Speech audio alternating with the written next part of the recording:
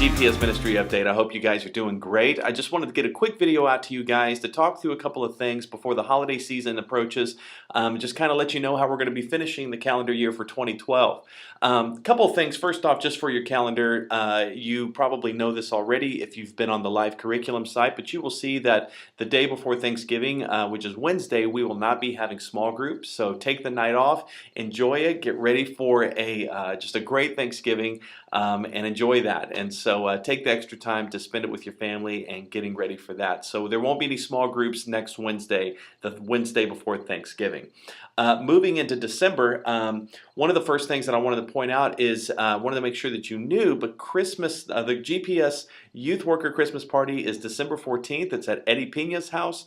Lindsay will be shooting you out the details, but we would love for you and your spouse to attend, just to spend a couple of hours eating, having fun, acting stupid, and just enjoying the night. So wanted to let you know about that. That is couples only, and so get some babysitting for your kiddos and just make it a fun night for you and your spouse. And we're going to hang out and we're going to do the white elephant gifts. We're going to eat some great food that we're actually having catered this time around, and it's just going to be a wonderful night. So make sure you mark your calendars for that. It's always a great time, and it's just a wonderful time to hang out and get to know one another, but also celebrate the year and what God has done at GPS. And so that's always a fun time. So make sure you do that. December the 14th. It's a Friday night Christmas party for GPS. Moving forward to December 23rd, this is going to be our third annual Elf-tastic Christmas party. And so what we do is we show the movie Elf. We eat as much candy as humanly possible, and that's always a fun time. But we're going to put a different spin on this. And so what we're going to be doing is a quote-along. And so if you're not familiar with what that is, but basically there's just iconic lines in movies that a lot of people know already. And so what we're going to do is throughout the movie, it will be showing up on the screen below, and everybody can quote along together certain parts of the movie. And we've got some other stuff that we're going to be doing as well. Totally stole the idea from Alamo Drafthouse, and I saw The Princess Bride that way, and it was so much fun. So we're going to be doing that on the 23rd. So get your students excited about that. We'll get some print materials out here pretty soon, and get the word out about that. So anyway, that's on the 23rd. I just wanted you to put that on your calendar.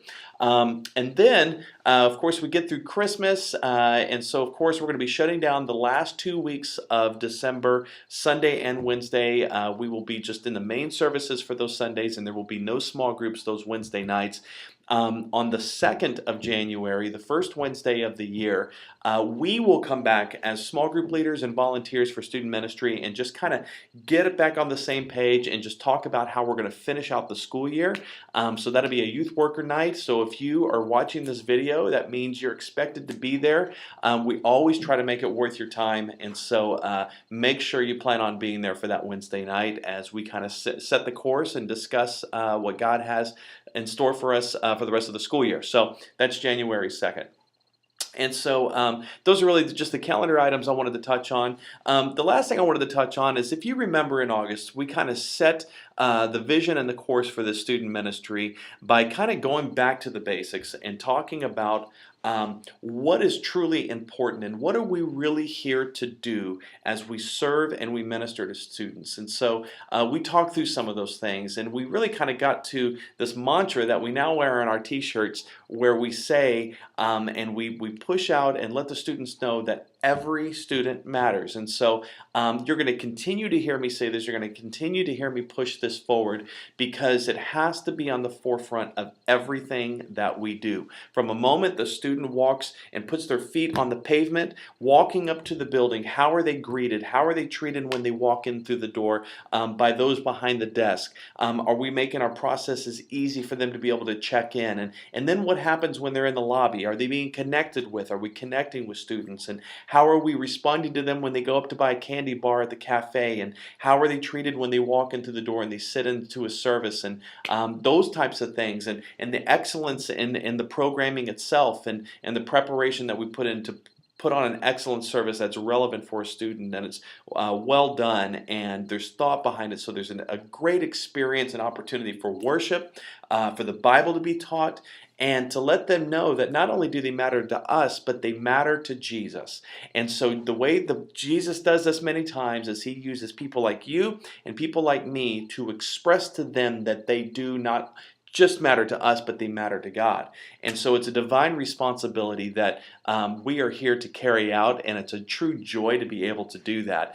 And so I just wanted to touch base with a couple things just to make sure that we're all on the same page and you understand what the expectations are for volunteering here at GPS. But the first thing is this.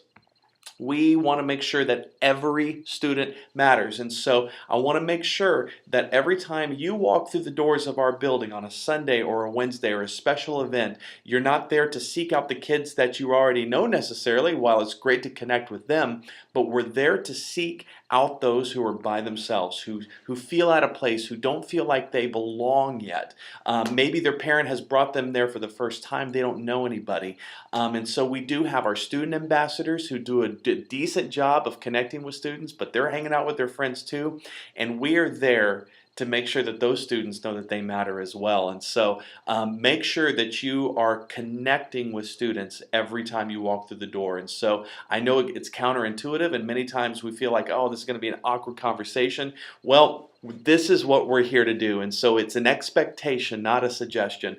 And so make sure that you really are connecting with students every time you walk through the door. And if you want some tips, by all means, I'd be happy to sit down and just kind of show you what I do and how I navigate that, because it's just as awkward for me as it is for you.